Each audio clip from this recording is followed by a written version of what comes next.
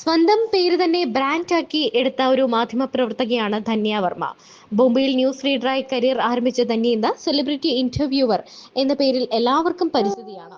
Cinema, രാഷ്ട്രീയ, സാമൂഹിക രംഗത്തെ പലരെയും ധന്യ അഭിമുഖം ചെയ്യുന്നുണ്ട്. പലപ്പോഴും പലതും വൈറലും ആവാറുണ്ട്. മറ്റൊരു യൂട്യൂബ് അഭിമുഖങ്ങൾക്കും കിട്ടാത്ത സ്വീകാര്യത ധന്യയുടെ അഭിമുഖങ്ങളിൽ കാണാൻ സാധിക്കും. സംസാരിക്കാൻ എത്തുന്ന സെലിബ്രിറ്റികൾ എല്ലാം ധന്യയുടെ മുന്നിൽ വളരെ കംഫർട്ടായിട്ട് ഇരിക്കുന്നതാണ് കാണുന്നത്. ഒന്നും താൻ പ്ലാൻ ചെയ്ത് നടത്തുന്നതല്ല എന്നാണ് ധന്യയുടെ മറുപടി. ഇപ്പോൾ ബെസ്റ്റ് ഇന്റർവ്യൂവർ അവാർഡ് മൈൽ സ്റ്റോണിന്റെ അവാർഡ് ധന്യ വർമ്മയ്ക്ക് ലഭിച്ചിരിക്കുകയാണ്. ഇതിന്റെ സന്തോഷം പങ്കുവെച്ചുകൊണ്ട് ധന്യ വീഡിയോ പങ്കുവച്ചിട്ടുണ്ട്. കരിയറിൽ പലതവണ ബ്രേക്ക് എടുത്ത് തിരിച്ചു വന്ന ആളാണ് ധന്യ വർമ്മ.